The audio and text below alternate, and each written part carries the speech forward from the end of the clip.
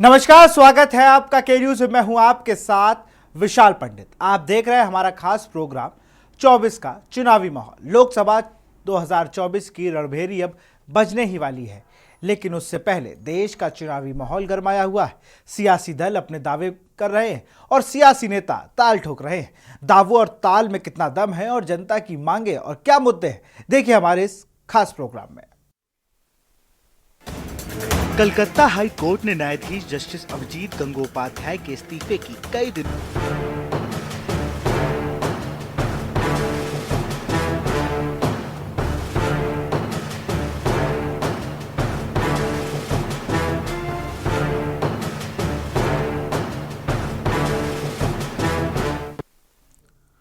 Calcutta high court के जज अभिजीत गंगोपाध्याय इन दिनों सुर्खियों में हैं। दरअसल जस्टिस अभिजीत गंगोपाध्याय ने कोलकाता हाई कोर्ट के न्यायाधीश के रूप में इस्तीफा दे दिया है।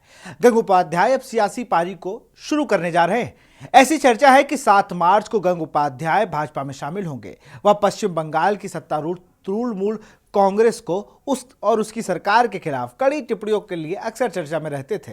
अब जब अभिजीत ने न्यायपालिका से अपनी पारी को विराम दे दिया है, तो तृणमूल कांग्रेस ने उनको लेकर सवाल खड़े किए हैं। इस रिपोर्ट में देखिए। कलकत्ता हाई कोर्ट ने न्यायाधीश जस्टिस अभिजीत गंगोपाध्याय के इस्तीफे की कई दिनों से चर्चा चल रही थी।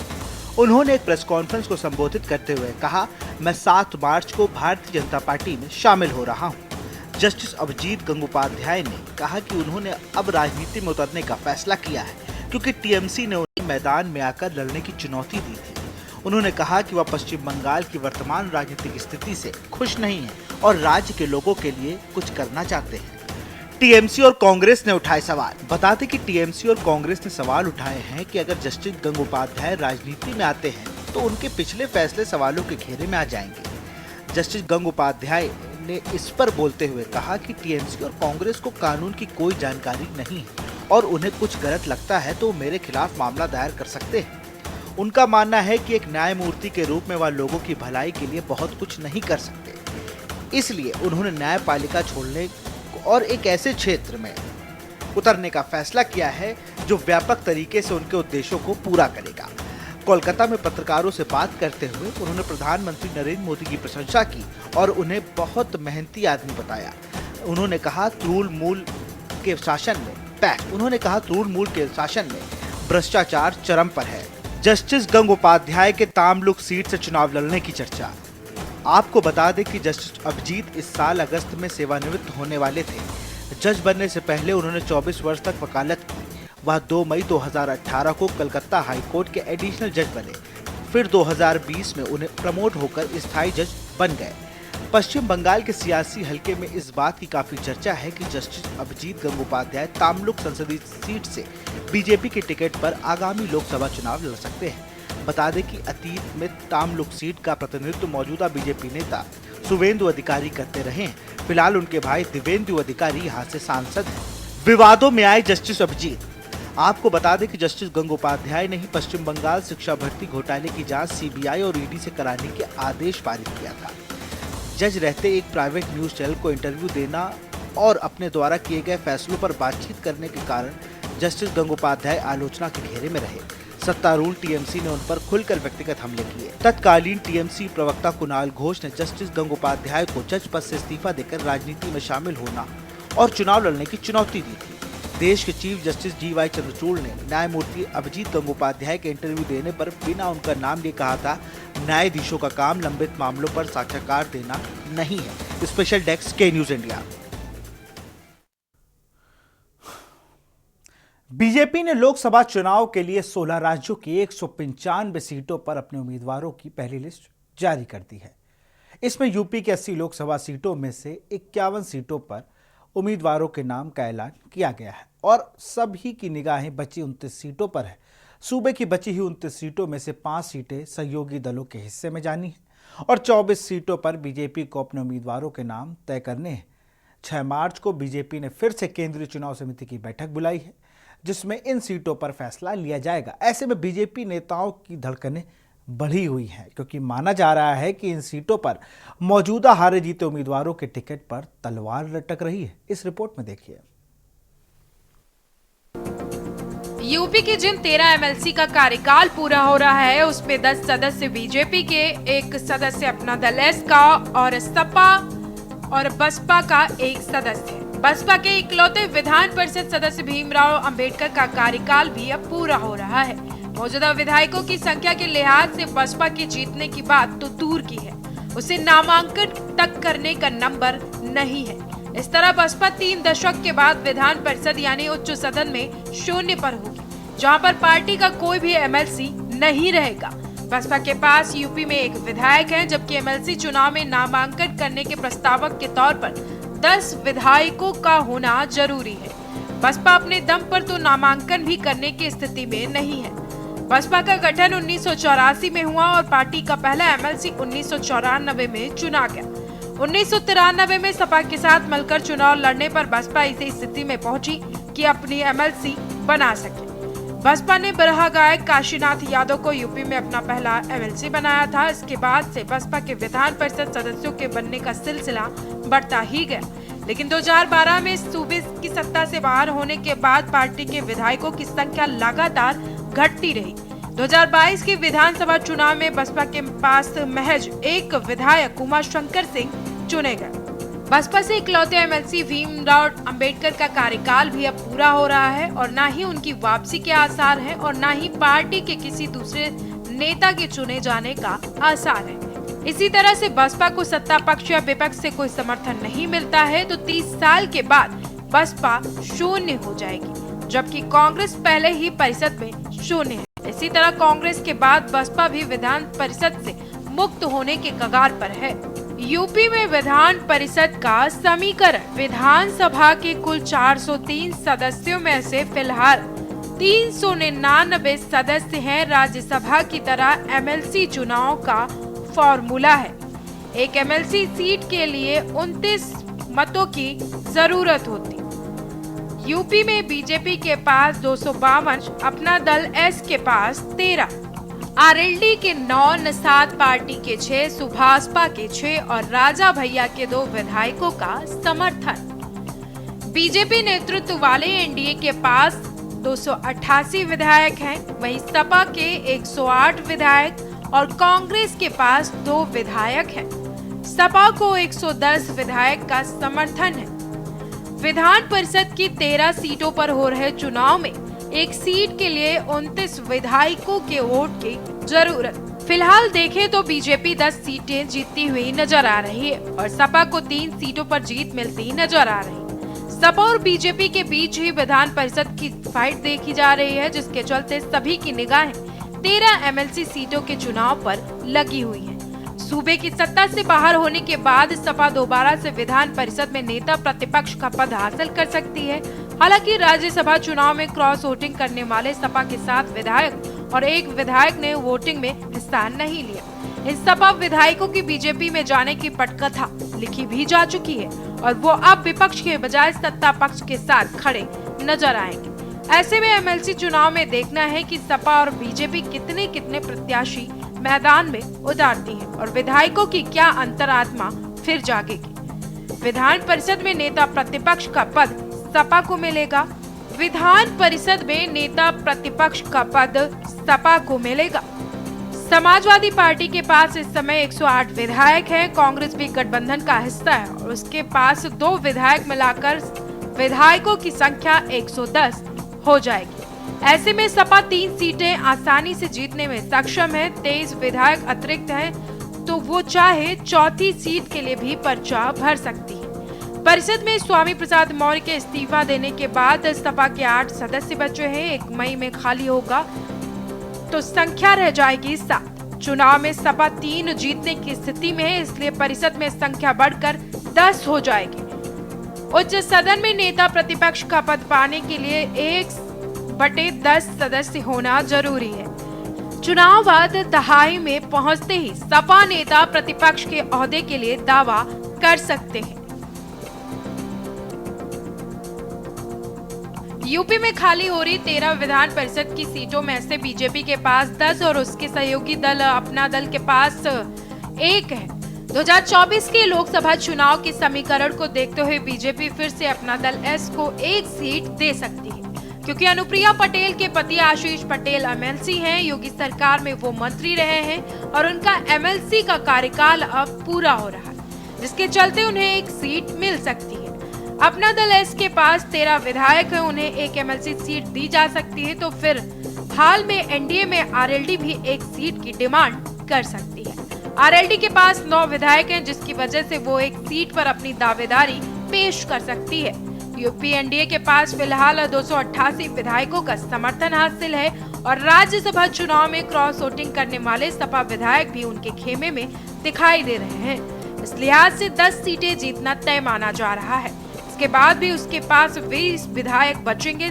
इस लिहाज से इस पर भी उम्मीदवार उतारना तय माना जा रहा है। बीजेपी अपने सहयोगी दलों को साधने रखने के लिए एक सीट अपने सहयोगी दलों को दे सकती है, यानी कि अपना दल एस और आरएलडी को एक सीट बीजेपी दे सकती है। ऐसे में देखना होगा कि बीजेपी किस तरह का फॉर्मूला बनाती है। स्पेशल डेस्क के न्यूज। और इसी बीच आपको एक बड़ी खबर बता रहे हैं। पूरी दुनिया में भारत समेत कई देशों में फेसबुक का सर्वर धड़ाम हुआ। यूजर की फेसबुक आईडी खुद से लॉग आउट हुई। यूजर दोबारा लॉगिन नहीं कर पा रहे अपना अकाउंट। फेसबुक पर बड़ा साइबर अटैक होने की खबर।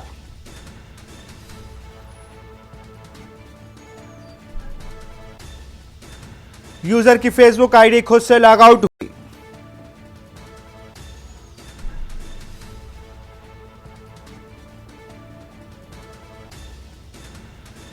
फेसबुक पर बड़ा साइबर अटैक होने की खबर।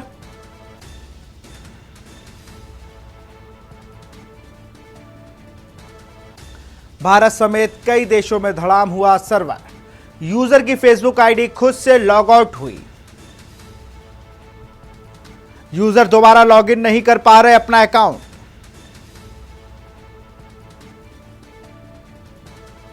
फेसबुक पर बड़ा साइबर अटैक होने की खबर।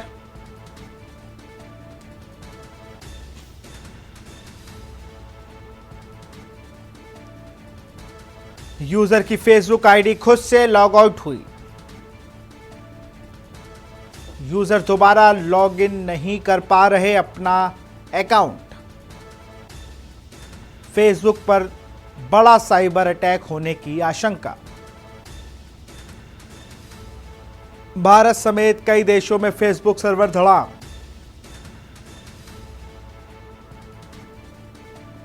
यूजर की फेसबुक आईडी अपने आप लॉग आउट हुई। यूजर दोबारा लॉगिन नहीं कर पा रहे अपना अकाउंट। और फेसबुक के साथ साथ इंस्टाग्राम का भी सर्वर धड़ाम हुआ है। भारत समेत कई देशों में मेटा कंपनी फेसबुक का सर्वर धड़ाम हुआ।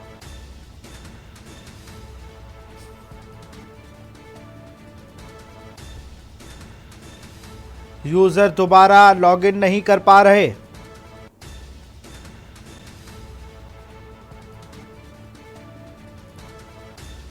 भारत समेत कई देशों में फेसबुक का सर्वर धड़ाम। यूजर की फेसबुक आईडी खुद से लॉग आउट हुई। यहां रुकते एक छोटे से ब्रेक के लिए, जल्द हाजिर होंगे। ब्रेक के बाद आपका स्वागत है। उत्तराखंड में लोकसभा चुनाव नजदीक आते ही राज्य में राजनीतिक सरगर्मियां तेज होती जा रही हैं। इसी के तहत नेताओं का एक दल से दूसरे दल जाना, चुनाव लड़ना या नहीं लड़ने के साथ ही अपनी पार्टी के मैनेजमेंट पर सवाल खड़े करना शामिल है। ऐसा ही कुछ उत्तराखंड कांग्रेस में देखने को मिल रहा है। दरअसल लोकसभा चुनाव में कांग्रेस के चुनाव प्रबंधन को लेकर पूर्व सीएम हरीश रावत ने चिंता जताई है। सवाल यह है कि क्या ऐसी तैयारियों से कांग्रेस 24 का दंगल जीत पाएगी? इस रिपोर्ट में देखिए। उत्तराखंड में लोकसभा चुनाव नजदीक आते ही उत्तराखंड कांग्रेस में हलचल तेज हो गई है। दरअसल लोकसभा चुनाव में कांग्रेस के चुनाव प्रबंधन को लेकर पूर्व सीएम हरीश रावत ने चिंता जताई है। सोशल मीडिया पर अपनी चिंता को साझा करते हुए उन्होंने पिछले चुनावों के अनुभवों को गिनाते हुए चुनाव प्रबंधन का महत्व समझाया। साफ किया कि कप्तान को ही फ्रंट में रहकर नेतृत्व करते हुए उदाहरण पेश करना होगा। इसके साथ ही हरीश रावत ने इच्छा जताई है कि अल्मोड़ा लोकसभा क्षेत्र से नेता प्रतिपक्ष यशपाल आर्य चुनाव लड़े। उनके न लड़ने की स्थिति में प्रदीप टमटा एक स्वाभाविक दावेदार है। दोनों की विजय के लिए काम करना उनका धर्म है और मुझे उसकी याद दिलाने की किसी को भी आवश्यकता नहीं पड़ेगी। जनता पार्टी के नेताओं के सिर प्रचंड बहुमत का नशा चढ़ा हुआ है, इसीलिए वो लगातार नरगल बयानबाजी कर रहे हैं। भारतीय जनता पार्टी भी एक राजनीतिक दल है, कांग्रेस पार्टी भी एक राजनीतिक दल है और हर राजनीतिक दल का अपना सिस्टम है। भाजपा ने जो है अपने पूर्व सांसदों को ही दोबारा से जो है 3 सीटों पर रिपीट किया है, 2 सीटों पर वहाँ घमासान मचा हुआ है और कांग्रेस पार्टी की लगातार स्क्रीनिंग कमेटी की बैठकें हो रही हैं। CWC की बैठक अभी होनी तय है और हमारी पार्टी का जो तौर तरीका है उसी तरीके से प्रत्याशी घोषित होंगे और बहुत जल्दी जो है हमारे प्रत्याशियों की घोषणा हो जाएगी। भाजपा तो जनता के बीच किन मुद्दों के साथ जाएगी इस पर जो है चिंतन और मंथन करे, क्योंकि जनता में भारी आक्रोश है। देखिए, वो बहुत ही सीनियर नेता हैं और उत्तराखंड की नहीं बल्कि केंद्र की राजनीति कर चुके हैं, तो जाहिर सी बात है उनको बहुत ज़्यादा नॉलेज है हर चीज़ की। अगर वो अपने प्रबंधन पर सवाल उठा रहे हैं तो कहीं ना कहीं प्रबंधन पर कमियां हैं, तभी वो सवाल उठा रहे हैं और उनका प्रबंधन कहीं दिखाई भी नहीं दे रहा है। तो जाहिर सी बात है कि हरीश रावत जी हरिद्वार से चुनाव लड़े या कहीं से भी तमाम जगह से चुनाव लड़े, उनका प्रबंधन वाकई ही बिल्कुल निष्क्रिय हो चुका है। इसीलिए शायद हरीश रावत जी आज मजबूर हैं अपने प्रबंधन पर अपनी ही पार्टी के ऊपर सवाल उठाने के लिए। तो ये उनका अपना निर्णय है, उसमें मैं या मेरी पार्टी कुछ भी नहीं कह सकते। देखिए, हम एक क्षेत्रीय दल हैं और राष्ट्रीय दल हैं। हम जिस दृष्टि से देखते हैं, हमारी तो लोकसभा पे हो चाहे निकाय चुनाव पे हो चाहे विधानसभा कोई भी चुनाव हो, इन पे पैनी नज़र रहती है। तो हम एक क्षेत्रीय दल होने के नाते हम तो यही कहेंगे कि कभी भी कार्य जो ये अपनी प्रबंधन समिति होती है चुनाव की, इसमें जो है किसी को दोषी नहीं ठहराया जा सकता है। यदि अगर मैं सक्षम हूँ और जो अंदरूनी मामला आपका चल रहा है, गुटबाजी और एक दूसरे के ऊपर बढ़ना, एक दूसरे पर आरोप प्रत्यारोप लगाना, अपनी बातों से पलट जाना, तो ये सारी चीज़ें मान्य रखती हैं। तो ये लोकसभा चुनाव में नहीं चलेगी। जनता कैसे विश्वास करेगी आप पे? आप दिन में कुछ कहते हैं, शाम को कुछ कहते हैं और रात हो जाती कुछ और कहते हैं।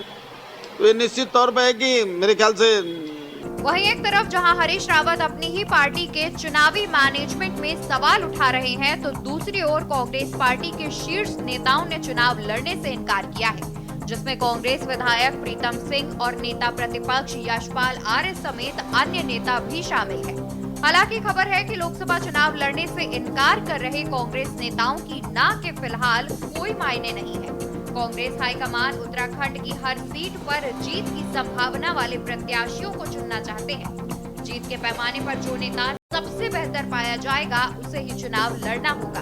उसमें नया चेहरा भी हो सकता है और वो भी जो फिलहाल चुनाव लड़ने से इनकार कर रहे हैं। ऐसे में 6 मार्च को दिल्ली में होने जा रही स्क्रीनिंग कमेटी की बैठक में काफी कुछ तस्वीर साफ होने की उम्मीद है। आम दावेदारों के साथ ही पार्टी बाकी दिग्गजों के नाम भी स्क्रीनिंग कमेटी अपने पैनल में रख सकती है। वहीं चुनाव से पहले भाजपा ने कांग्रेस के कई नेताओं के पार्टी में शामिल होने का दावा किया है। हम अपने तरीके से अपना काम करेंगे। उन्हें अपने तरीके से करा, उनके अपने सिटिंग एमपीज थे, उसमें से उन्होंने 3 को दिया, 2 में अभी उनके यहाँ असमंजस की स्थिति है। हम लोगों की स्क्रीनिंग कमेटी अभी 6 तारीख को है। स्क्रीनिंग के बाद ही सीईसी को मामला जाता है और वहीं से कांग्रेस में फैसला किया जाता है। क्यों कांग्रेस का कोई विधायक भारतीय जनता पार्टी में जाएगा?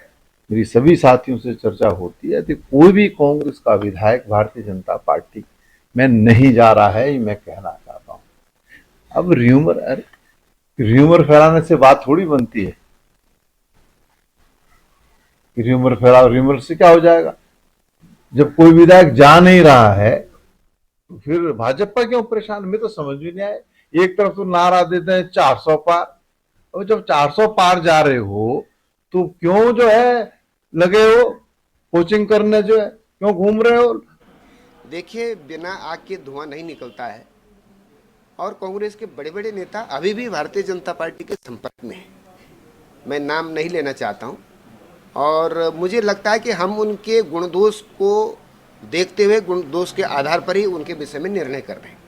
अभी भी हमारे पास कई एप्लीकेशंस कांग्रेस के नेताओं की हैं, कुछ पूर्व विधायक भी हैं, कुछ वर्तमान के विधायक भी हैं, लेकिन हम उनकी उपयोगिता को देख करके, उनकी जन सेवा को देख करके उत्तराखंड के हित में है या नहीं है। कुल मिलाकर उत्तराखंड में लोकसभा चुनाव नजदीक आते ही राज्य में राजनीतिक सरगर्मियां तेज होती जा रही हैं। कहीं नेताओं का एक दल से दूसरे दल जाने की चर्चाएं, तो दूसरी ओर नेताओं के चुनाव लड़ना या नहीं लड़ना के साथ ही अपनी ही पार्टी के मैनेजमेंट पर सवाल खड़े करना शामिल है।